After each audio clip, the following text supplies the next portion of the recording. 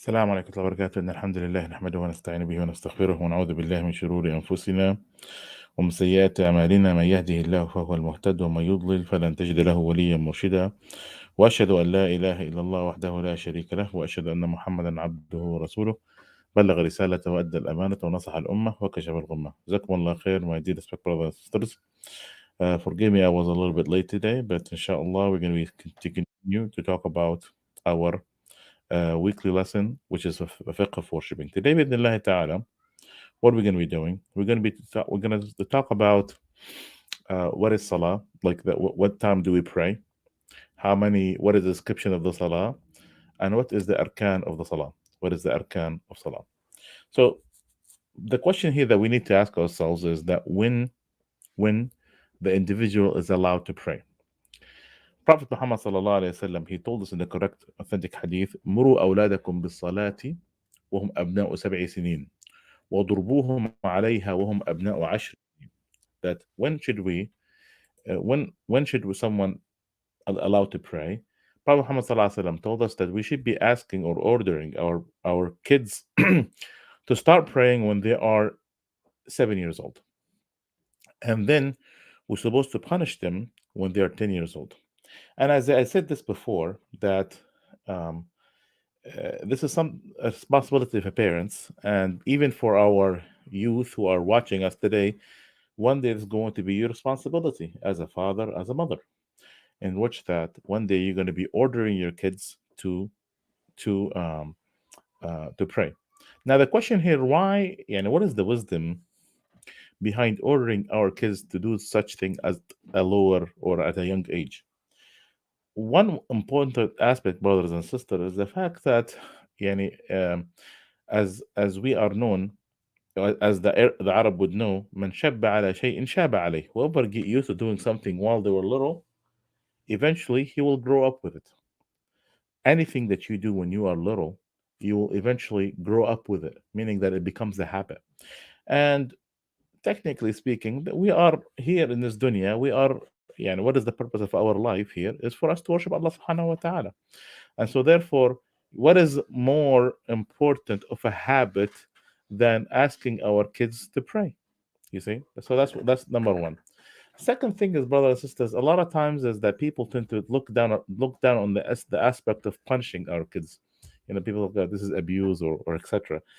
Yeah, and the thing is here, like I said, when you are ordering your kids to pray for 3 years, watching them for 3 years, and each and every day, and the year is what, 365 days, and you pray each and every day for five times a day, so you multiply 365 times 5, that's almost about 1700 times. So 1700 times, multiply that by 3, so we're talking about almost 4,000 times. So when someone is doing something for 4,000 times, you know I think that you don't have to touch a child. So so that's the whole point. I mean, this is something that we supposed to be asking our kids to do each and every day, in order for this to become a habit to them. Okay. Now, as all of us would know, how many prayers we are mandated to pray? What is salat al-mafruḍa? Yeah, we're only mandated to pray 5 times. Okay. What are those prayers? As we all know, it's Fajr, Dhuhr, Asr, Maghrib, and Isha. Okay. How many rak'ahs in each one of them? Fajr is 2, Dhuhr is 4, Asr is 4, Maghrib is 3, and Isha is 4.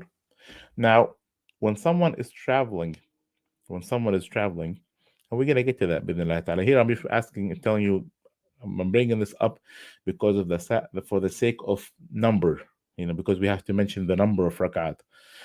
So when someone is traveling, we're allowed to do something called qasr, in which that you are allowed to shorten your prayer. So what does that mean? That you're allowed to shorten your prayer, meaning that you're allowed to almost cut it in half. So how many rak'ahs is going to be?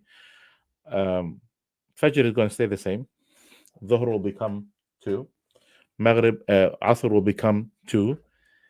Maghrib will stay the same, 3. And Isha will be what? 2. So the only 3 prayers that changes in the time of traveling are Dhuhr, Asr, and Isha.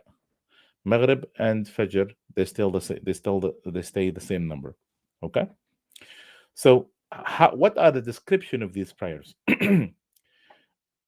So, Prophet Muhammad sallallahu alaihi wasallam, when he used to pray Fajr, he used to pray like a lengthy prayer. And that's why it's recommended that you pray like you're supposed to recite a lot in the Fajr prayer.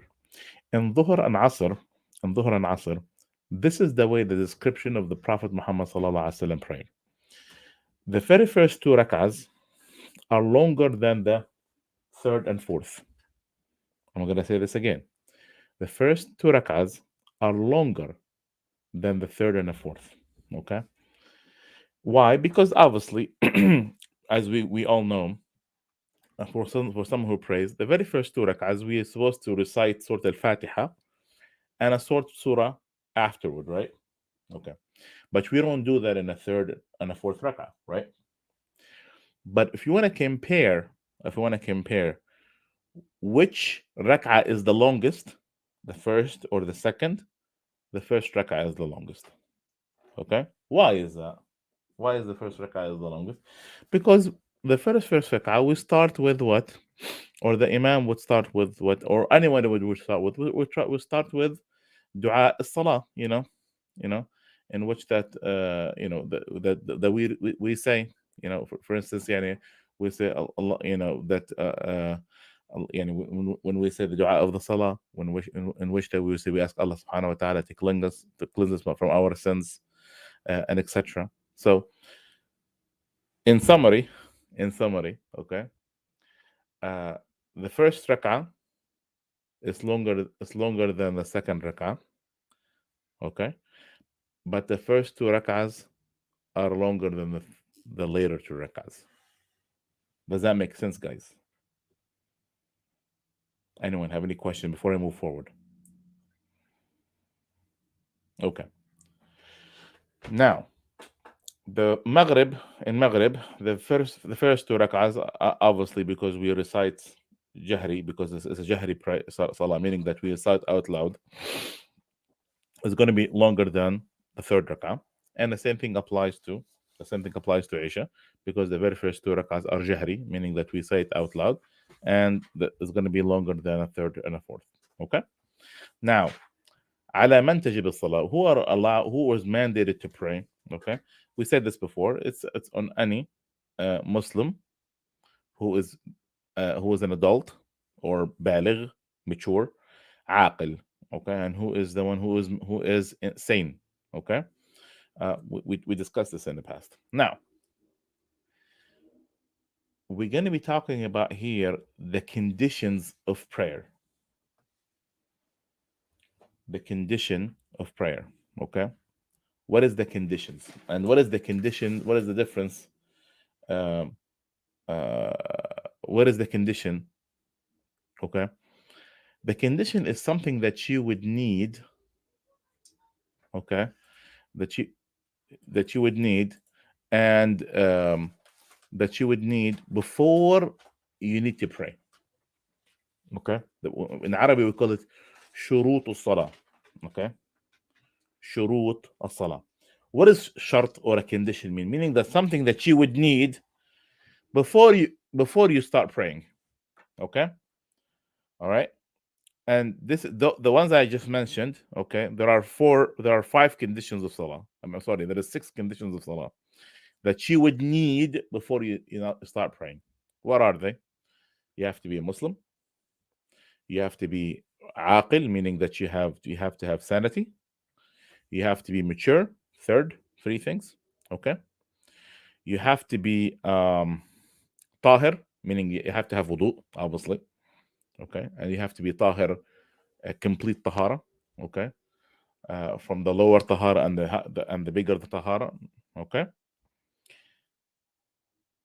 5, you have to the time of prayer have to enter. Yani I cannot pray Maghrib before the Maghrib prayer would start, or I can't pray Asr before Asr. So the prayer time have to enter. Okay.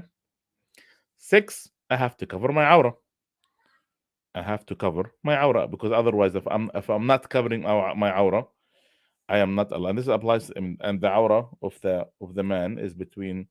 No, no, no. The aura for the man is different for the prayer. It's, you have to cover your shoulders, and you have to cover from the navel to the knee. Okay.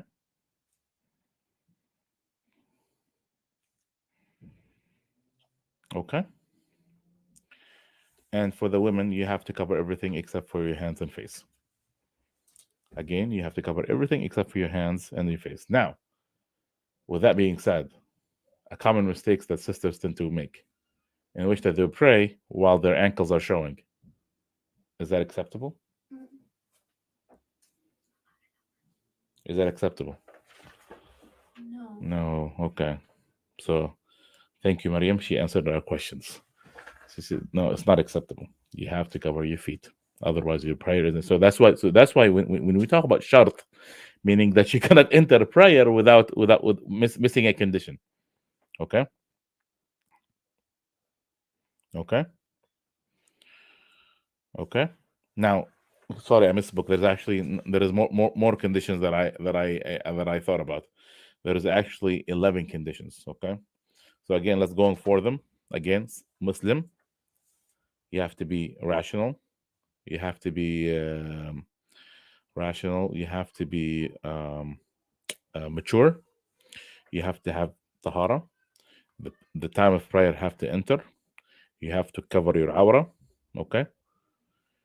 And then you have to have tahara, you know, from your, like, يعني, for instance, you cannot. So let's say, for instance, you have to have tahara.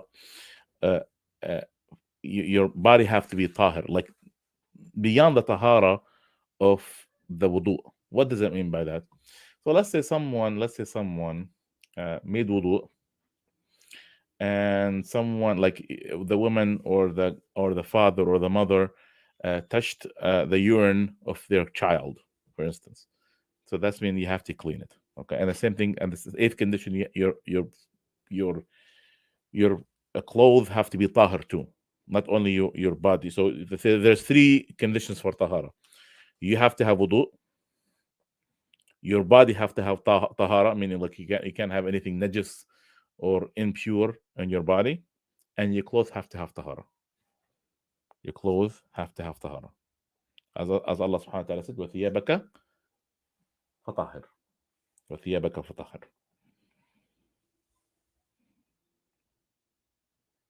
Any other questions before I list the last three?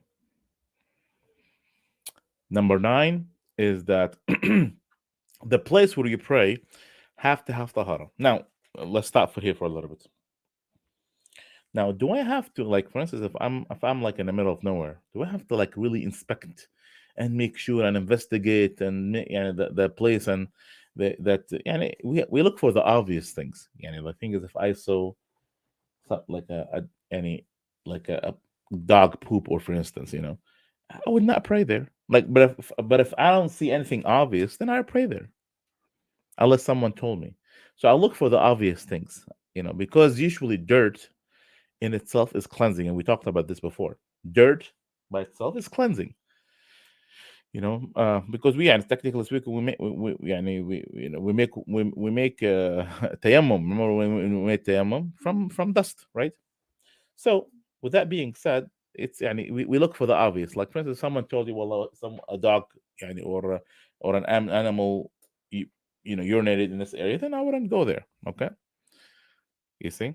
But the thing is, if I look at the place and I don't see anything obvious, because some brothers or some sisters, they overdo it. Like, oh, I'm not going to pray in this grass. Why? Yeah, well, there may be a dog who have passed by. Yeah, what's maybe? If we're gonna go by maybe, and everything is maybe, and if everything is maybe, maybe there is a bird who flew over, and 5 years ago he pooped in that area. So then we're never gonna put it anywhere else. So that's the thing. So we go with what's the obvious. Okay. So that's number 9. Number 10, istiqbal al-qibla, that you have to direct yourself to the qibla, as Allah subhanahu wa ta'ala said, فَوَلِّ وَجْهَكَ شَطْرَ الْمَسْجِدِ الْحَرَامِ. يعني direct your prayer to Masjid al-Haram. And last thing is that you have the niyyah. You have to have the niyyah. Okay. You have to have the niyyah. Now. So this is يعني, so could someone remind me what is a condition before I go to the pillars of salah? What is a condition of the salah?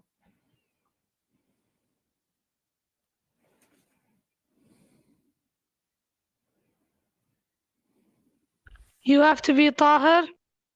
No. I didn't ask what is the conditions of salah. I said what is a condition of salah. I talked about this a minute ago.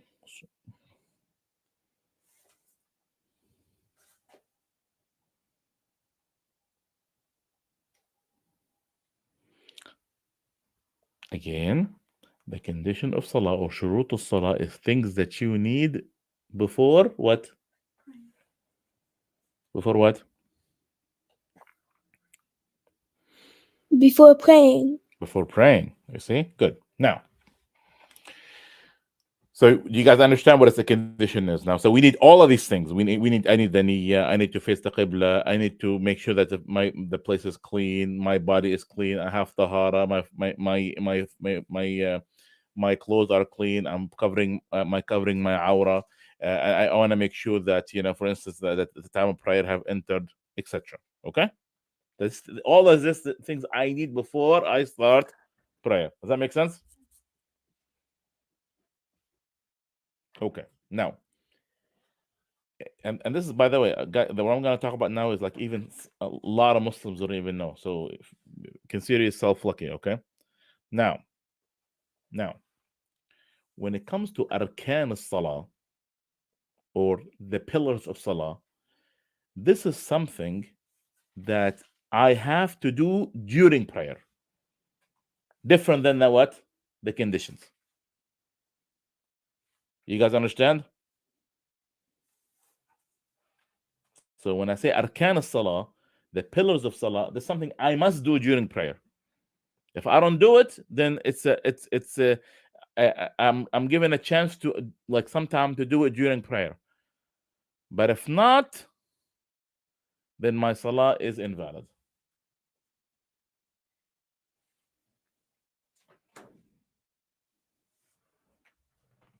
You guys understand before I move forward? This is very, very, very, very important. Yes. Okay. Now, the very first thing when it comes to what? So here we're going to be talking about things that you must do during prayer. And if you can't do it, then you're giving sometimes a chance. You're getting salah. But if you can't, then your salah is invalid. Okay? The very first thing is qiyam. Qiyam is meaning what? Standing up. Now, if let's say you have a condition in which that you're traveling in plane, or the salah is about to miss, or you're in a car or something, then you're allowed to sit down. Okay.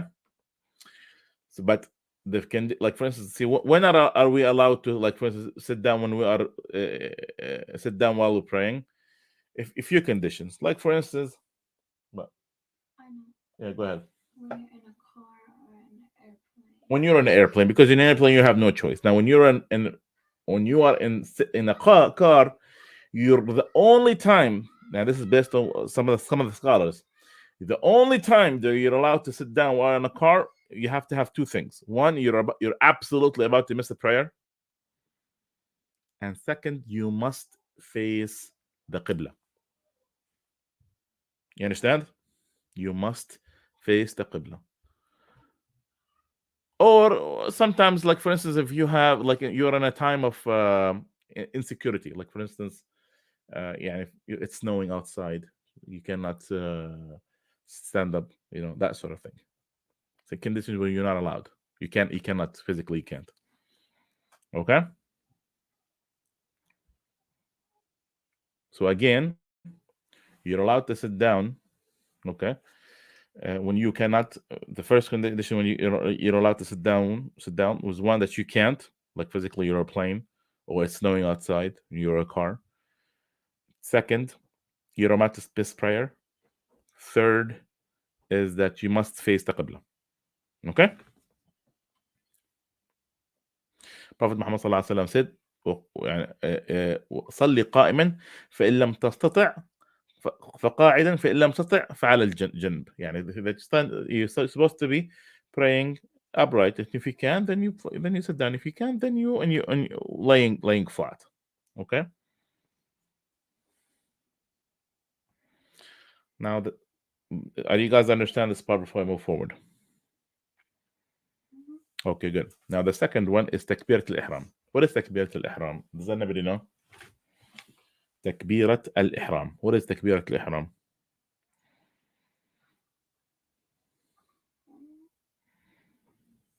Saying Allahu Akbar when you start. Yes, Jazakallah khair, Rima. So Takbirat al-Ihram is when you say Allahu Akbar when you start prayer. Okay? This is called Takbirat al-Ihram. This is very important because this is different from the other takbir. Because we say Allahu Akbar many times, like, right, Rima? You say Allahu Akbar when you're getting from standing to sitting and from ruku' to sujood. You say Allahu Akbar many times during prayer. But when you say Allahu Akbar, okay, on the Takbirat al-Ihram, okay, this is when you are what? You are in the beginning of prayer, okay? Now, this is very important. Let's say,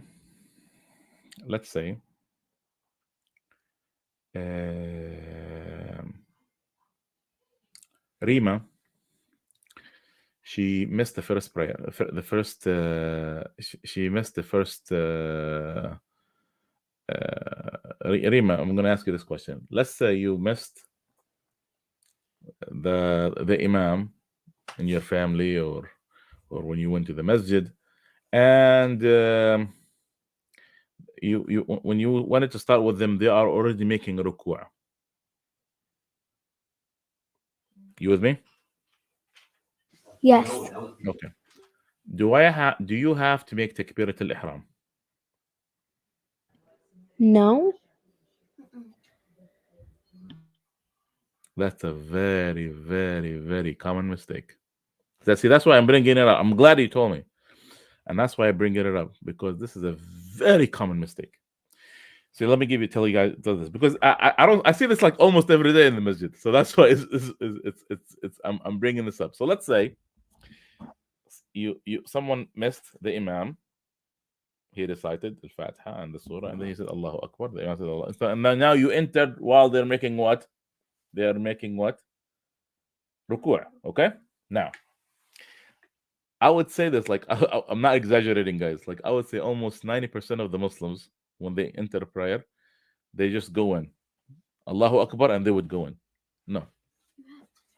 You have to say Allahu Akbar, Takbirat al-Ihram, because it's a fard. It's a rukun. And then after that, Allahu Akbar, and you go to ruku'. Does that make sense, guys?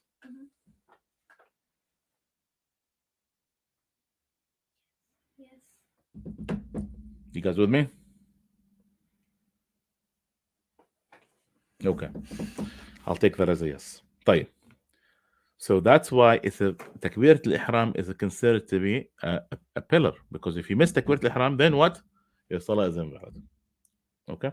Prophet Muhammad sallallahu alaihi wasallam said, إذا قمت إلى الصلاة فكبر. And if you get up to prayer, then make Takbirat al-Ihram. Okay. Prophet Muhammad, another hadith, Prophet Muhammad sallallahu alaihi wasallam said, مفتاح الصلاة الطهور. يعني the key to prayer is tahara, being pure. وتحريمهما التكبير. يعني the way you start with what? With takbir, and you end with taslim. So takbir al-ihram is very, very, very important, even if you missed with the imam. Okay. Now, how do we make takbir al-ihram? Okay. Now this is another one. I'm telling you how the Prophet Muhammad sallallahu alaihi wasallam used to do it. Okay. Some people do it like this. Some people do it like this. Some people do it like this. No, the Takbirat al-Ihram is that you put your palms around at your shoulder, okay, at your shoulder like this, okay. يعني between your shoulders and your ears. Okay, and then you say Allahu Akbar. Okay, but we've seen many varieties in the masjid. You know, we see people doing this or doing this, or doing يعني, all sort of variety. This is the way the Prophet ﷺ did it. Prophet Muhammad ﷺ told us, "Sallu kama ra'aytumuni usalli." You have to do it that way. Yes, because this is the way Prophet Muhammad ﷺ told us to pray. Okay. Now the third pillar. So pillar here we talk about what you have to do it. Okay. Is that you have to recite Surah Al-Fatiha. Recitation of Surah Al-Fatiha in each and every rak'ah. Now, يعني Prophet Muhammad صلى الله عليه وسلم said من صلى صلاة فلم يقرأ فيها فاتحة الكتاب فهي خداج هي خداج غير تمام. يعني whoever pray a salah without praying reciting Fatiha, then it's meaning your salah is invalid. Now, let's say you are praying in Jama'ah in a silent, in non-jahri, meaning when the imam is not saying out loud, then you could say it in your secret. Now, if the imam have said it out loud, then the imam would take place of your Fatiha, and you don't have to do it. He would take he would replace your Fatiha. Okay. Yeah, this is very important. But if you are praying alone or praying in a secret salah, remember that you must recite the Fatiha, because Prophet Muhammad said, "La salata liman lam yaqra bi fatihat al-kitab." There is no prayer for the person who does not pray, so who does not recite the Fatiha. Okay. Okay. The fourth and the fifth pillar, الركوع, making ruku', and the fifth one is having tranquility. Having tranquility. What does it mean, having tranquility? Meaning that you have to be calm. يعني say Allahu Akbar in ruku', and then go. No, that's not. You have to have tranquility. طمأنينة. يعني you have to have طمأنينة. You have to be in peace. So you have to be calm. Okay. As Allah subhanahu wa ta'ala said, يا أيها الذين آمنوا اركعوا آمنوا واركعوا واسجدوا. This is, and we have to do it. And Prophet said, ثم اركع حتى تطمئن. Prophet told us that you should make ruku' and you have to tranquility. Now the sixth and the seventh is getting up from ruku' and also having tranquility. You have to get up and have tranquility. Don't do this. As soon as you get up, you go down. No. You have to have tranquility, being calm. And the eighth and the ninth is sujood, because sujood is the eighth, and sujood with tranquility, obviously. Prophet Muhammad ثم اسجد حتى تطمئن. Make sujood until you have what? Tranquility. 6 and 7 that you're getting up. When you say سمع الله لمن حمده, and you're supposed to have tranquility too. That's the 6 and 7. Now, when you're making sujood, that's very important, that you're supposed to be making sujood on 7 things. 7 things. Okay? What are the 7 things? Your forehead, your hands, 1, 2, 3. Okay? And your knees, 4, 5. And your toes, 6, 7. Okay, so your toes must be touching the ground. You're making sujood. So again, when you're making sujood, you have to have 7 things have to touch the ground. 1, 2, 3, knees, 3 and 4, and toes, 6, 7.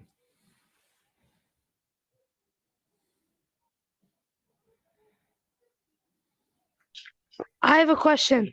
Yes. So when you do sujood, does your nose have to touch the ground or just your forehead? Of course. This is part of the forehead. It's part of the forehead. That's a good question. That's okay, thank you. Because some people make their forehead with would um, touch the ground, and this is wrong because some people like they would make ruku', make sujood while they're only their forehead, but their nose is up. No, it's part of the forehead. So your forehead and with your nose have to touch the ground, and all of your hand have to touch the, because some people make they would do this, like in which that they would only their fingers. That's not allowed. So imagine this is the floor. They would do this. You can't do this. You have to be all of your palm have to be touching the ground. Okay.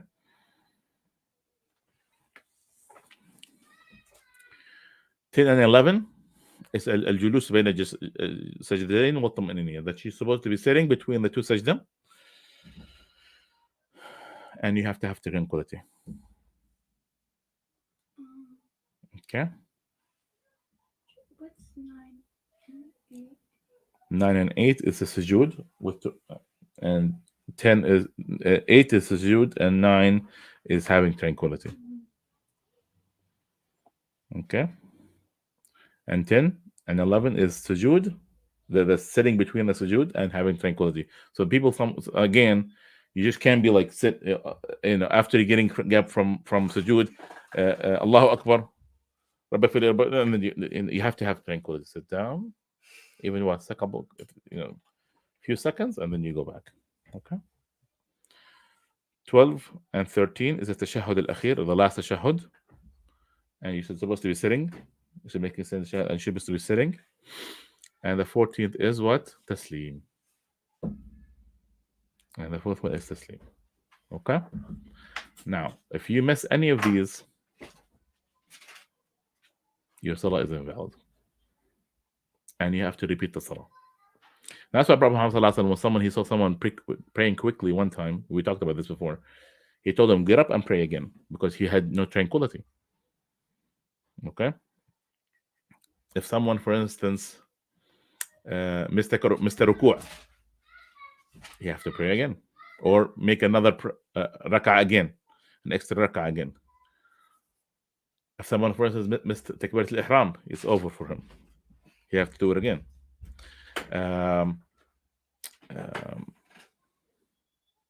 And so forth. Okay? So when someone asks you how many pillars for the salah, you tell them there are 14 pillars for salah. How many pillars for salah? 14.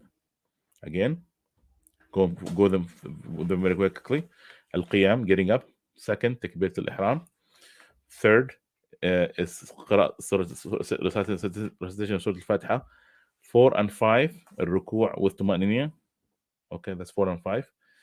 6 and 7 is getting up from Ruku' with tranquility. 8 and 9 is making a sujood with tranquility. That's the 9th. 10 and 11, sitting up between the two sujood with tranquility.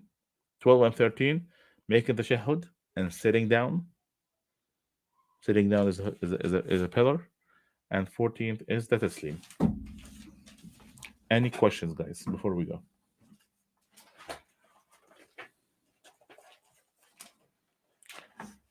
So some brother has said, show us how to do tayammum. There is a previous, if you go to the channel, some brother asking, if you go to the channel, there is a whole episode about that. You could go back to it and check it, inshallah. I have a question. Sure. So when you were talking about the car, like let's say you're the passenger and the car stops like at a gas station, do you have to face the qibla or no? So okay, so that's a good question. So are you in a state of necessity or no? Like, do you have to, can you get up and when you're at the gas station, can you get up and stand up upright? Yes. Then you stand up and get up upright. How about if the car is moving? What if the car is moving?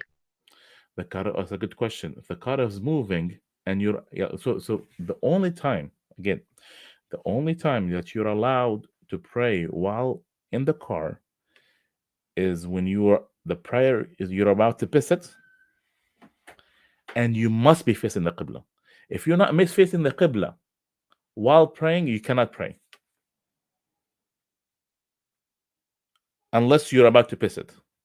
You're absolutely gonna get about this. Okay, thank you.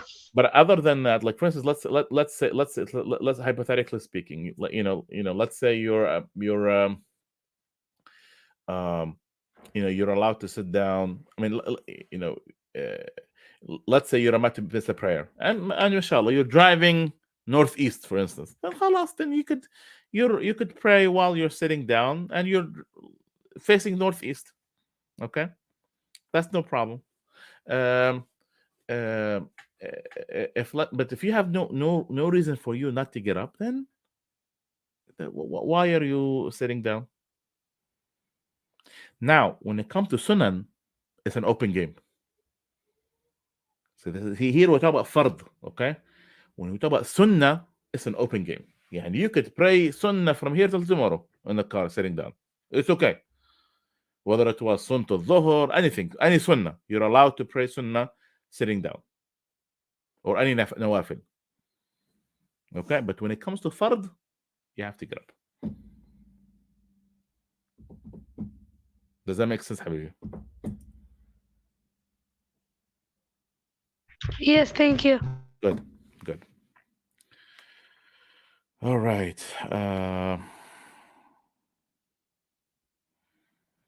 So there's another brother who asked this question. When we pray, where do we put our hands on the chest? On the navel or right? So Prophet Muhammad ﷺ, that's a good question.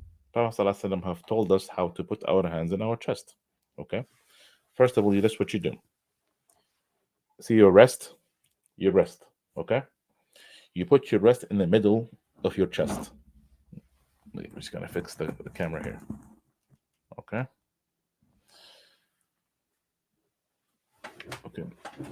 You put your wrist in the middle of your chest, and then put your other wrist on top of it, and then you do this. You hold it like this. Okay. This is the way Prophet Muhammad ﷺ used to pray.